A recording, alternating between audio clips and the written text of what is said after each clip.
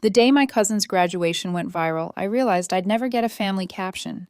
There she was, Jenna Moore, my golden cousin, beaming in her white dress under a shower of rose petals, holding up her degree, like the world had been waiting for her to claim it. Future psychologist, the caption read. Hundreds of likes.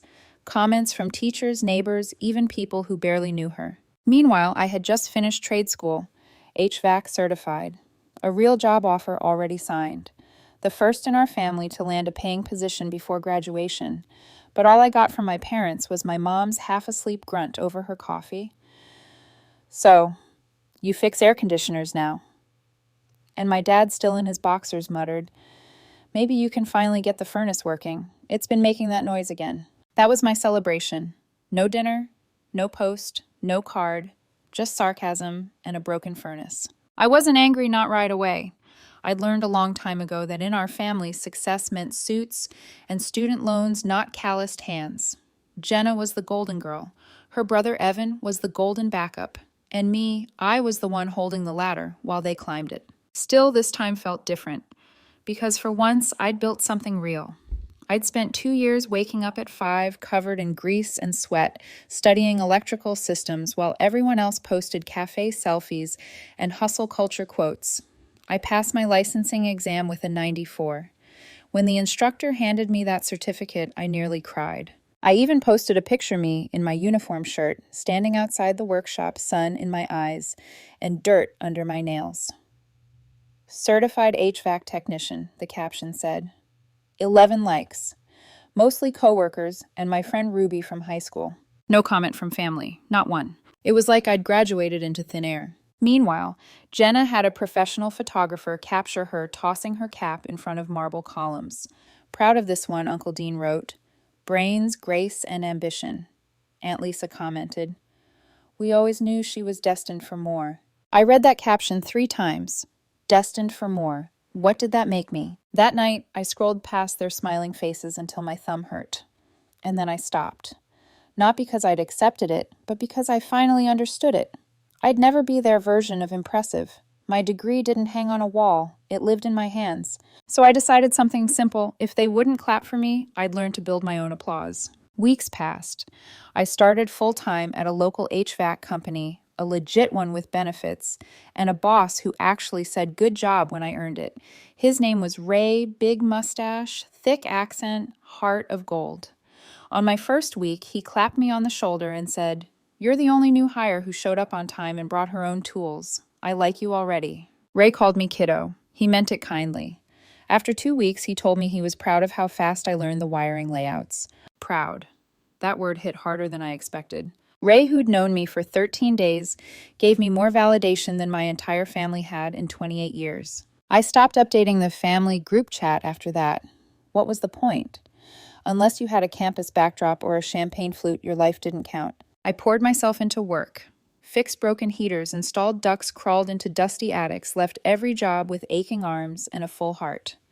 There was something clean and honest about it, heat flowing again because of me.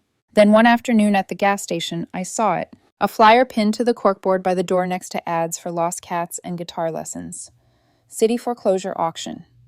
Fixer-upper duplex. Starting bid, $28,000. I laughed at first. 28,000. You couldn't buy a parking spot in Jenna's neighborhood for that. But then I noticed a red circle drawn around the listing, messy urgent, like someone had marked it with hope. I ripped it off the board before I even thought about it. That night, sitting cross-legged on my mattress, no frame, just the floor, I Googled the address. The duplex looked terrible. Peeling paint, cabinet doors hanging like broken wings. But it had good bones. 2 units, decent location. And according to the city site, the neighborhood was up and coming. I had the money. Somehow I really did. Years of work, skipped holidays, no vacations. $39,000 in savings. It wasn't much, but it was mine. I pictured myself standing there holding the keys. Not for approval, not for revenge. Just proof that I could create something that stayed. Then I imagined what my family would say if they found out. Oh, that's ambitious. Uncle Dean would smirk family code for we don't believe you'll pull it off. Jenna would probably joke about flipping houses like it was a cute hobby. So I made another decision. If I went for it, I'd tell no one. I'd register quietly, bid quietly, win quietly. Because sometimes silence isn't surrender. It's strategy. That night, I ironed my one decent shirt using a pot of boiling water, borrowed a too-tight blazer from Ruby Sleeves Short, smelled faintly of her perfume and burnt coffee, and stood in front of the mirror.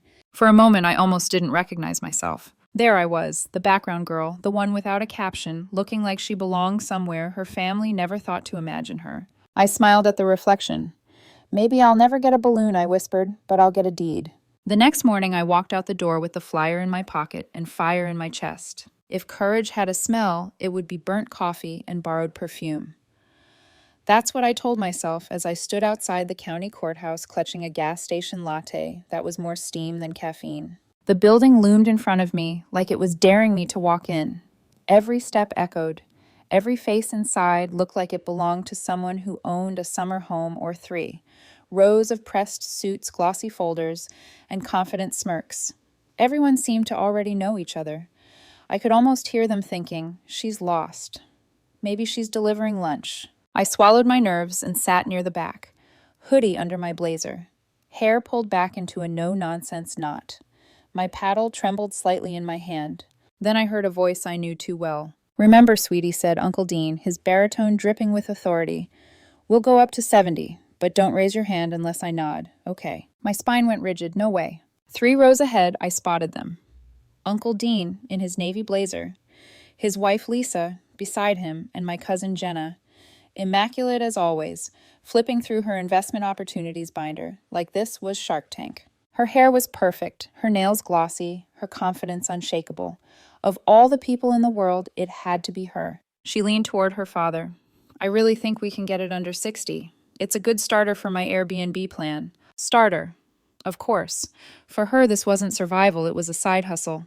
For me, it was everything. I looked down at my paddle at the number printed in black ink. My hand stopped shaking. The auctioneer's voice thundered through the room. "Lot 114, 2-unit duplex foreclosed property as is condition. Opening bid at $28,000. Do I have 28? Jenna's hand shot up like she was answering a question in class. 28, she said brightly. I raised my paddle. 30. Dean's head snapped toward me, his brow furrowed. Jenna turned eyes narrowing in confusion. I smiled politely, even as adrenaline roared in my veins. 35, Jenna said quickly, forcing a smile that didn't reach her eyes. 37, I countered. 40. 42. The auctioneer grinned. He loved a good fight. We've got 42,000. Do I hear 44? Dean leaned in, whispering something to Jenna. She nodded, lips pursed.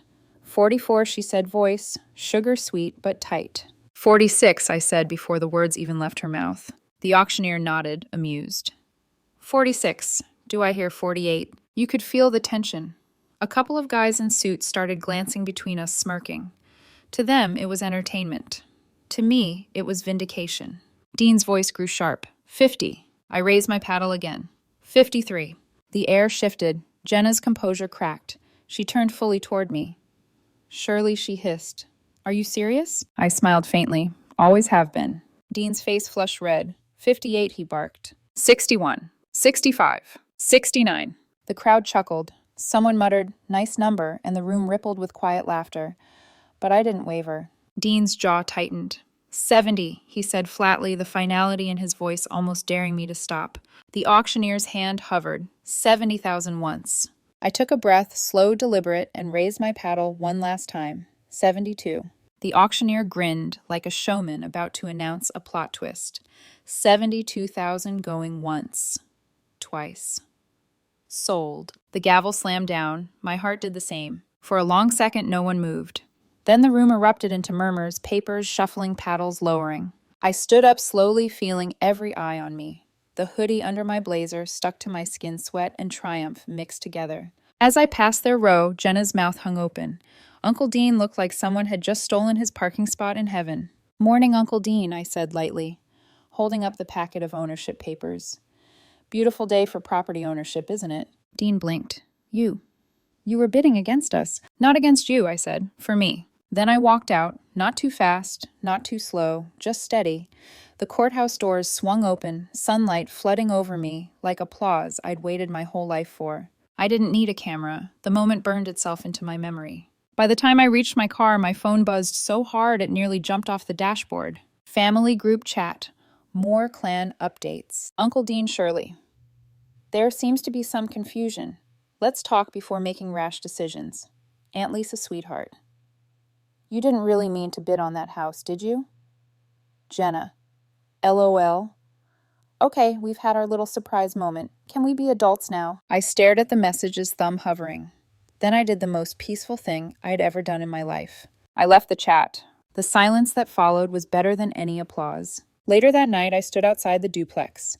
The windows were cracked vines crawling up the siding, paint peeling like old skin. It was ugly, broken, abandoned.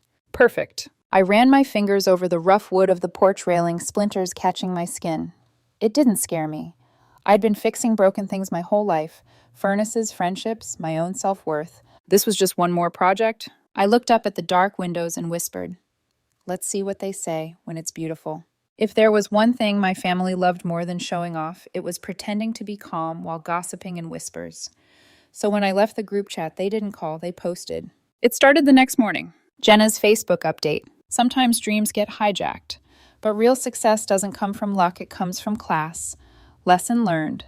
The photo beneath it was of my duplex from across the street. Blurry, but recognizable. She didn't tag me, of course she didn't, but everyone knew. The comments poured in. Wait, what happened? Ugh, people can be so jealous. Don't worry, Jenna, you'll bounce back like you always do. I read every line, not because I cared, but because part of me still wanted one person, just one, to say, "Hey, maybe Shirley worked for it." No one did. 5 minutes later, a private message popped up. Uncle Dean, "Sweetheart, let's all take a breath. Jenna had plans for that property. Maybe you two can collaborate." Collaborate, like he was suggesting a group project, not a legal deed. I typed back one sentence. If she wanted it that bad, she should have outbid me. Then I muted the chat. For the first time, the silence didn't sting. It soothed. That weekend, I drove to the duplex with a box of tools, 3 gallons of off-brand coffee, and 0 expectations. Up close, the house looked worse than in the pictures, vines tangled through cracked siding, half the porch sagging, a mailbox hanging crooked. I stood there a moment, letting it sink in. This was mine. Ugly, beaten, forgotten, but mine. I rolled up my sleeves, pulled my hair into a bun, and started working. The first day, I cleared out garbage bags full of broken glass and moldy curtains. The air smelled like rust and dust, but beneath it, I could smell something else, possibility. Each swing of the hammer felt like an answer to every dismissive comment I'd swallowed over the years. Each nail I drove into the wall whispered, "They'll see," even if they never admit it. By nightfall, I was covered in sweat and plaster dust, standing in the middle of a gutted living room. The single light bulb flickered like it was cheering me on. I took a photo, not for Facebook, not for proof, just for me. 2 days later, my phone buzzed again. Mom. Her voice was careful, too soft, like she was talking to a fragile thing. "Shirley, honey, your uncle said you bought a house." "A duplex," I said, scraping old paint off a window frame. "Oh, well, that's nice. But are you sure it's not too much? You know how these things go. You don't want to get in over your head." Translation, "We didn't think you were capable of this." I smiled. "Don't worry, Mom. I've been in attics full of raccoons and black mold. I'll manage." She sighed. "Your father says to tell you to call if the furnace acts up." I laughed a real unfiltered laugh and hung up before I could ruin the moment with an explanation. The following week, I was back at my HVAC job, doing installs with Ray. We were standing on a client's roof, sealing duct joints, when he said, "You look like you've been up all night. Trouble at home?" I wiped my face with my sleeve. "Nah, trouble becoming home." He chuckled deep and rough. "Otta girl. That's the kind of trouble that builds character." "Pretty sure it's building blisters," I muttered, but I smiled anyway. Ray clapped my shoulder. "You remind me of my daughter. Smart, stubborn, allergic to nonsense. You'll do fine." He didn't know how much those words meant. Back at the duplex, I kept pushing. Nights and weekends, just me, a toolbox, and a Bluetooth speaker blasting angry rock ballads. There were moments I wanted to quit, like when I found a raccoon skeleton behind the water heater, or when the floor sagged under my weight in the hallway. But every time I felt myself slipping, I'd picture Jenna's Facebook post, her smug little caption, and I'd find a second wind. Pain became fuel. One night while patching drywall, I got a notification Jenna had started a podcast, The Mindset Bloom, where empowerment meets elegance. Her first episode, dealing with jealousy in your inner circle. I laughed so hard I nearly dropped the spackle knife. She was recording therapy sessions about me. I didn't listen, but I read the teaser. Sometimes people try to steal what's yours, not because they want it, but because they hate that you had it first. Cute, except I had it because I earned it. A week later, I pulled into the duplex and saw a car parked across the street. Black SUV, tinted windows. For a second, I thought someone was watching me.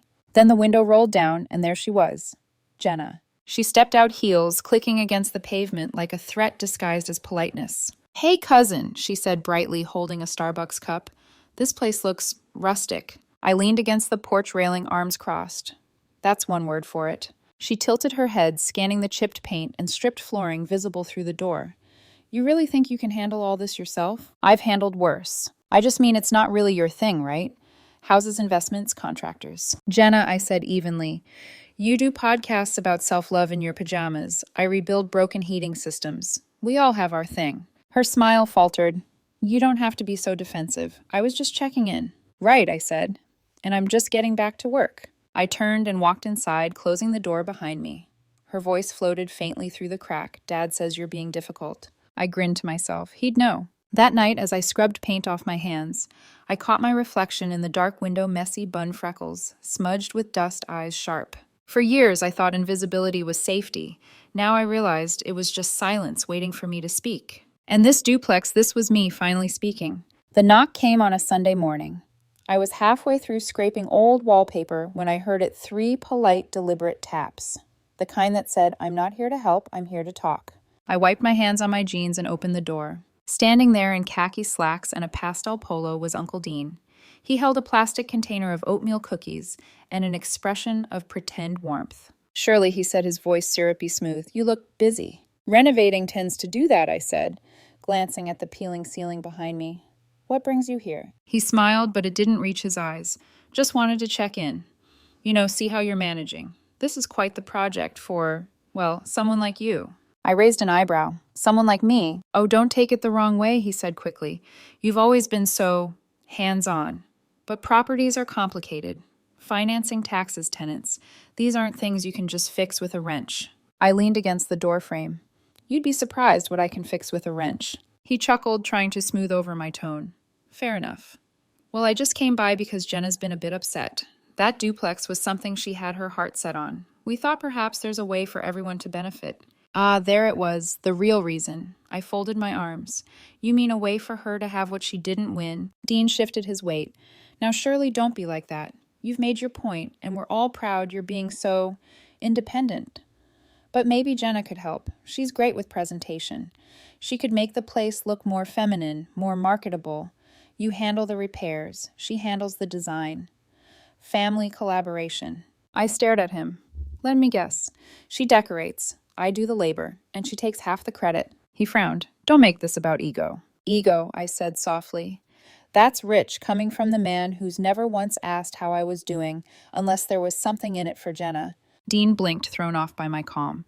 "You've always been so defensive, Shirley. We're trying to help you." "Help me," I laughed. "When I graduated trade school, you said, well, at least she can fix things when she breaks them." When I posted my certification, Jenna got 1,000 likes. I got silence. But now that I bought something you wanted, suddenly you care how I'm doing. His face flushed. "You're twisting my words." "No," I said. "I'm just done letting them twist me." The silence between us stretched. Finally, I gestured to the container. "Thanks for the cookies, Uncle Dean. I'll put them to good use." He managed a tight smile. I knew you'd see reason. "So about Jenna's involvement?" "Oh, don't worry," I said. "I'll use them to patch the holes in the drywall. They look about the right consistency." His mouth opened and closed, speechless. "Have a nice day," I said sweetly and shut the door. Not slammed, just firm. Final. I stood there for a moment, back against the door, heart pounding. For years, I'd avoided confrontation, thinking it kept the peace. But peace without respect isn't peace, it's quiet suffocation. That day I chose noise. A week later, I got a call from Marcus, the ex-Navy engineer, who'd responded to my online rental listing. He wanted to see the top unit. He showed up 10 minutes early in jeans boots and a calm energy that filled the hallway. Mid-30s, short-cropped hair, steady eyes that scanned everything like he'd seen worse and lived to laugh about it. "Mind if I look around?" he asked, polite but direct. "Go for it," I said. "Just avoid the 3rd step on the staircase. It's not exactly trustworthy yet." He smirked. "Neither am I, according to my ex-wife." That earned him a laugh, and I realized it was the first real one I'd had in weeks. Marcus moved methodically, testing water pressure, checking windows, inspecting outlets. No judgment, no raised eyebrows. Just quiet respect for the work I'd already done. "This place has good bones," he said, tapping a wall. "You've done a lot yourself." "All of it," I said. "Well, except the roof. I'm saving that battle for when I'm emotionally stronger." He chuckled. "Fair enough." Then he looked around and added, "You did good. You should be proud." That hit me harder than I expected.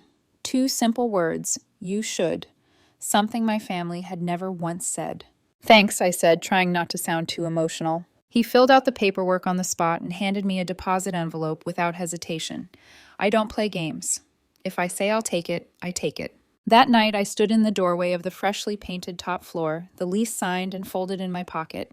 The sound of his boots had barely faded when I realized something validation from strangers shouldn't mean more than families, but when it's genuine, it does. By the next weekend, I had a tenant upstairs and a quiet kind of joy creeping into my bones. I spent the afternoon painting the downstairs living room light gray, clean, solid. My playlist hummed softly in the background, a mix of old rock and rainy day acoustics. Halfway through rolling the second coat, I heard my phone buzz. Text from Mom. "Your uncle says you were rude. You could have been kinder. He was just offering guidance." I typed back. I don't need guidance from people who never looked my way until I owned something they wanted. Then I put my phone face down and kept painting. As the sun dipped, I stepped outside, arms sore, hands streaked with paint. Across the street, the sky turned amber and gold, the kind of light that makes everything, even the broken look, sacred for a moment. I thought about Dean's words, "Someone like you." I smiled. Someone like me just became a landlord. Someone like me just told you no. Someone like me doesn't need permission to exist. That evening, as I sat on the porch eating takeout, Marcus came out from upstairs with 2 beers. "One for the landlord," he said, handing me a bottle. "One for the guy who's glad his AC actually works." I laughed, clinking my bottle against his. "Cheers to functioning units and dysfunctional families." "Cheers," he said, grinning. For a while, we sat in silence, watching the streetlights flicker on. There was no judgment, no performance, just quiet, comfortable company. And for the first time, the silence didn't remind me of being ignored. It reminded me of peace. By month 3, the duplex no longer looked like a ghost house. It looked like a promise. The porch railing was new, the cracked window replaced, and the faded blue siding now wore a fresh coat of paint that caught the morning light, like pride made visible. I'd started waking up early, not out of obligation, but because I liked the sound of the world before it got noisy, hammering nails while birds argued in the trees, the soft hiss of coffee brewing beside an open window. It wasn't glamorous. It wasn't Instagram-worthy, but it was mine. Each day I'd finish my HVAC shift swing by the duplex and keep building. I fixed warped floorboards, installed new tiles, rewired old outlets that sparked like bad memories. My hands were rough, my shoulders ached, and my clothes carried the permanent scent of paint thinner. And yet I'd never felt more alive. Sometimes I caught myself smiling for no reason, humming while patching holes. Because for once, my exhaustion meant something. Every bead of sweat, every bruise was proof that I wasn't invisible anymore. One Friday evening, Marcus came downstairs with a plate of grilled chicken and vegetables. "Made too much," he said, setting it on the porch railing. "Consider it rent appreciation." I smiled. "If you keep this up, I'll raise your rent just to make you stop feeding me." He laughed an easy, honest sound. "You could charge double and I'd still be grateful. Most landlords wouldn't fix a leaky faucet, let alone repaint the building themselves." I shrugged. Most landlords aren't covered in plaster dust by 9 p.m. He took a seat beside me, glancing out toward the street where kids on bikes zipped past under the streetlights. "You know," he said after a pause, "I've lived in a lot of places. Military housing, sublets, short leases. But this," he gestured to the duplex, "feels like it's got soul." I looked at him, the faint amber glow of the porch light outlining his face. "Maybe it's because someone finally treated it like it mattered," I said quietly. Marcus nodded. "Yeah, maybe." We sat there for a long time, drinking cheap beer and watching dusk settle. It wasn't romantic, not yet. It was peaceful. 2 people who understood rebuilding both the kind you can touch and the kind you can't. The neighborhood started noticing too. One afternoon, an older woman from across the street, Mrs. Patel, shuffled over with a potted plant in her hands. "We saw you working every day," she said. "Thought you might like some green to go with all that gray." I smiled, taking the plant. "Thank you. You didn't have to." She patted my arm. "No one ever has to be kind. That's what makes it worth doing." A few kids started waving when they passed. One even yelled, "Hey, house lady," like it was a superhero title. I kind of liked it. The local mailman, Henry, began dropping off packages with a grin. "Good to see someone fixing this place up. It's been sad watching it fall apart all these years." Bit by bit, the neighborhood and maybe the universe was clapping for me in its own quiet way. Meanwhile, my family chat had gone eerily silent. No more Jenna's speaking at her university. No more Dean's investment dinner photos. Just nothing. I didn't miss it. Still, curiosity got the better of me one night. I peeked at Jenna's social media. She was still posting, but the engagement wasn't what it used to be. Her podcast episodes had dwindled. The comments had turned polite instead of adoring. She'd gone from hashtag girl boss energy to taking time to refocus and realign. It was strange. I didn't feel vindicated, just detached, like I'd finally stepped out of a movie I'd been cast in without consent. I whispered to myself, "You keep chasing likes, Jenna. I'll keep building walls that don't crack." By midsummer, the downstairs unit was nearly done. I replaced the outdated floral wallpaper with clean slate gray, fixed the crooked cabinet doors, and added a smart thermostat partly for efficiency, mostly for satisfaction. Ray swung by one Saturday to drop off spare materials from work. He whistled low when he saw the place. "Kiddo, if you ever get tired of HVAC, you've got a future in flipping." "Not flipping," I said, smiling. "Keeping." He grinned. "Even better. Most people sell too soon. You're building a legacy." That word legacy stayed with me. That night, I sat on the porch again, same chair, same quiet hum of the street. The moonlight shimmered off the new paint, and the duplex looked proud. Not perfect, but proud. I thought about how I'd once craved recognition from people who couldn't see past their own reflections. Now, I didn't need them to. The walls themselves seemed to whisper it back to me. "You did this. You're enough." The following weekend, Marcus hosted a small neighborhood BBQ in the backyard, his idea, but I didn't stop him. "Gotta christen the place," he said. I helped string up cheap fairy lights, borrowed a grill from Mrs. Patel's son, and before sunset, half the block had shown up. Kids played tag around the yard. Someone's golden retriever ran off with a hamburger bun. Marcus manned the grill like a pro smoke curling up into the violet sky. A retired couple brought a fruit salad, another neighbor brought folding chairs, and before I knew it, people were laughing under the lights I'd hung just hours earlier. When someone asked who owned the place, Marcus pointed at me. "She does," he said simply. "Fixed it up herself." Heads turned, smiles followed. A few good for yous echoed through the air. And for once I didn't shrink from attention. I just nodded, soft-spoken but steady. "Yeah," I said. "Took a while. Worth every splinter." As the night deepened, I looked around at the porch I'd rebuilt. The people gathered. The hum of conversation filling the air. No hashtags, no captions, no curated photos. Just presence, real quiet presence. It hit me then, this wasn't about proving anyone wrong anymore. It was about proving to myself that I didn't need to be seen to matter. I didn't need their claps. I had witnesses. When everyone finally left, I sat alone on the porch with the string lights still glowing faintly above me. My phone buzzed once, a message from Mom. "Your uncle says Jenna is moving to another city. Maybe you can come to dinner before she leaves." I typed back, "Maybe another time. Got work to do." Then I looked around the yard one last time and whispered to the quiet, "You're doing fine, Shirley. Keep building." And for the first time in my life, I believed it. It happened on an ordinary Tuesday, the kind of day that starts quiet and ends with the ground shifting under your feet. I was kneeling in this garden bed out front, dirt under my nails, trying to convince a stubborn row of sunflowers to stand up straight when I heard the faint ding of an incoming email from my phone on the porch. I almost ignored it. Probably another spam ad or delivery confirmation, but something a flicker of instinct told me to check. Subject line: offer of interest, 142 Brookline Avenue. At first I thought it was a scam, then I opened it. "Good afternoon, Ms. Dixon. I represent a private buyer interested in acquiring your duplex property. They've authorized me to make a cash offer for $110,000, as is no contingencies immediate closing. Please review attached details and let us know if you're open to discussion." I froze. $110,000. Cash. That was nearly double what I'd paid. Enough to buy a new car, pay off my small remaining loan, maybe even take a real vacation for once. I stared at the number until the sunlight hit the screen and blurred it. It didn't feel real.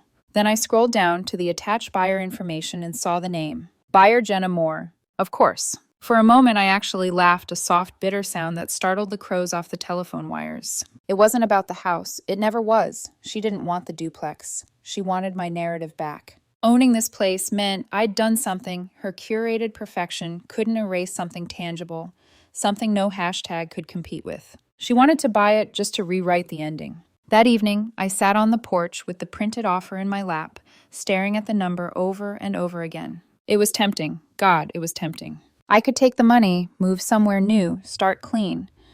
No more memories of peeling paint or judgmental uncles. I could even buy a small house somewhere quiet one with central air that didn't rattle like a dying animal. I could finally relax. But then my eyes drifted toward the window, the one I'd replaced myself after 3 failed attempts and a bruised thumb. The light inside glowed warm and steady. That was mine. Every screw, every nail, every patch of uneven plaster, they were all my fingerprints. This house wasn't just a building, it was the first place that had ever clapped for me. If I sold it, I'd be selling proof that I existed on my own terms. And I couldn't do that. Not for her, not for anyone. The next morning, I drafted my reply.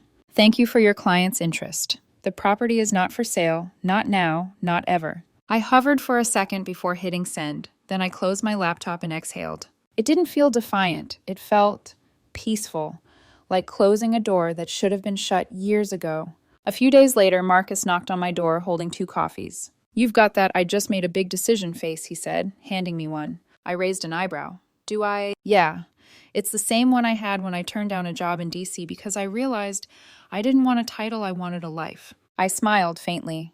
Then yeah, maybe I do have that face. He took a sip and leaned against the railing. You're staying, huh? I'm staying. Good, he said simply.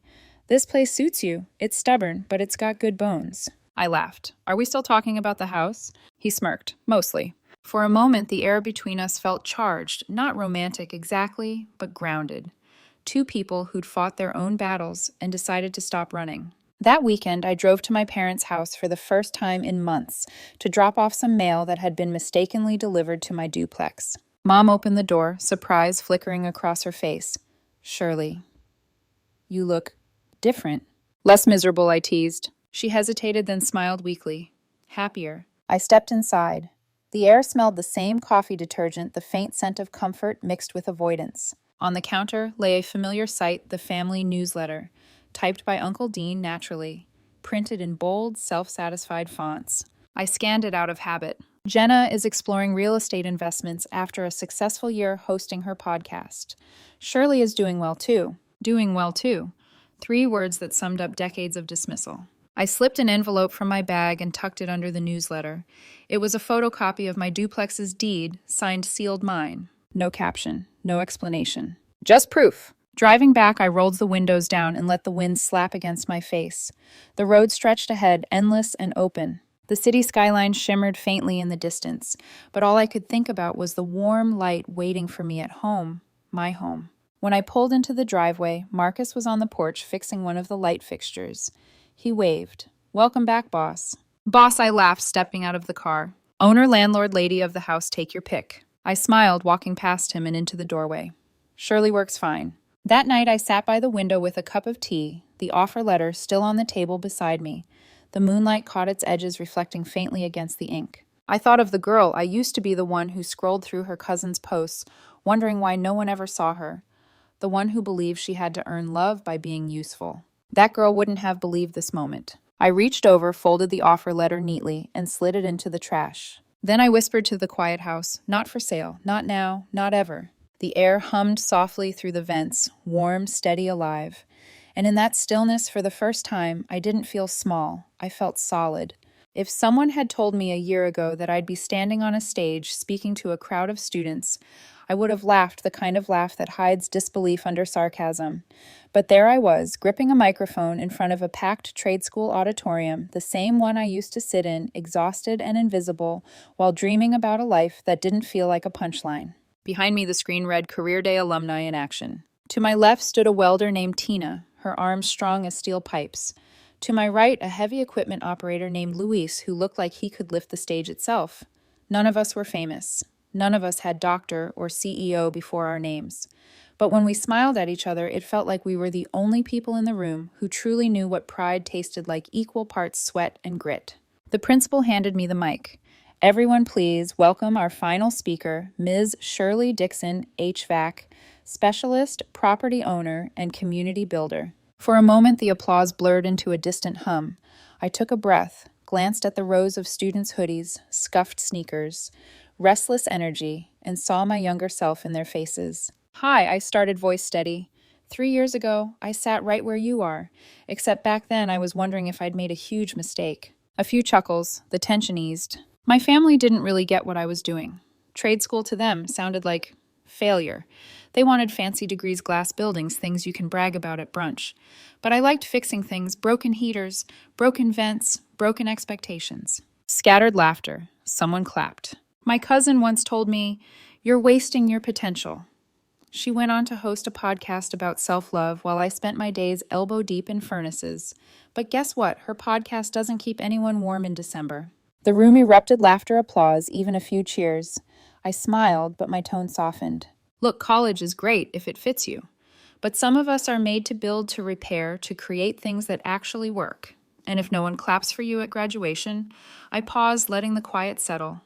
Clap anyway. The words landed like a spark catching dry wood. The room filled with energy, not wild, not chaotic, just real, the kind that lights up tired eyes. Afterwards, students lined up to talk to me. One girl, maybe 17, freckles and nervous hands, said, "My mom wants me to be a nurse, but I like carpentry. Did your family ever get it?" I smiled. They don't have to. You just have to. She nodded, eyes bright with relief. When I walked out of that building, I didn't feel like I'd given a speech.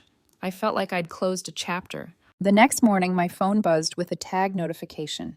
It was from the trade school's official page. Alumni Spotlight Shirley Dixon, HVSE, Specialist Property Owner and Community Builder. Proof that hard work and self-belief can build more than a career, they can build a legacy. A photo accompanies the post, me on stage, smiling mid-sentence, sleeves, rolled up confidence, worn like armor. No filters, no hashtags, just truth. The comments rolled in. Wish I'd heard this years ago. My daughter's in trade school now. Thank you for this. Finally, someone said it out loud. And for the first time, the digital world didn't feel hollow. It felt earned. That weekend, I decided to host another barbecue. Bigger this time, not just neighbors, but co-workers, friends. A few of the trade school students who'd reached out online. Marcus helped me set up tables in the yard, while Bruno, his golden retriever, stole hamburger buns like a repeat offender. Mrs. Patel brought samosas. Ray dropped off a box of spare parts for emergencies, and the retired couple down the block brought folding chairs and a homemade pie that could win awards. By sunset, laughter filled the air. The smell of grilled food drifted through the yard. Music hummed from someone's old speaker, and fairy lights I'd hung flickered like tiny constellations. I caught myself standing near the porch just watching. Everywhere I looked was a piece of something I'd built: the porch rail, I'd fixed the paint I'd chosen, the neighbors who'd become friends. No spotlight, no performance, just presence. Marcus walked up beside me, 2 paper cups in hand. "You look like someone taking inventory." I smiled, just making sure it's real. He clinked his cup against mine. "You earned it. That's as real as it gets." I nodded. "Yeah, guess so." For a moment, we stood in silence, the kind that doesn't demand to be filled. Then I said I used to think silence was punishment, like proof no one cared. But now, I looked around at the laughter, the light, the life. Now I think silence is just space you can build something inside of. Marcus grinned. "That's deep. You should put it on a mug." I laughed, shaking my head. No mugs, just memories. Later that night, after everyone left, I went inside. The air was warm, the faint scent of barbecue still lingering. I climbed the stairs to my small living room, where 3 frames sat waiting on the shelf I'd built myself. The first held my HVAC certification, the beginning. The second, a photo of me holding the auction paddle, sweat-soaked and smiling like a lunatic the moment I claimed my own story. And the third, a printout of that trade school post. Right beside them, I added one more frame, an old photo from a family birthday years ago. Me, at 12, standing half hidden in the background, holding someone else's balloons. I looked at it for a long moment. Then I whispered, "You made it." I didn't mean the house, or the job, or even the applause. I meant me, the girl who once thought her life was too quiet to matter. Now the quiet was proof. I stepped back, took a deep breath, and smiled. The porch light glowed through the window. Upstairs, Marcus's TV murmured softly. Somewhere down the street, a dog barked and laughter echoed. The world moved on, but this time it was moving with me. I sat down on the couch, looked around the space I'd built, and whispered the words that had become my truth. The silence was never the punishment. It was the proof that when no one gives you a stage, you build your own. I leaned back, eyes on the glowing ceiling, voice soft but steady. "And mine has central air.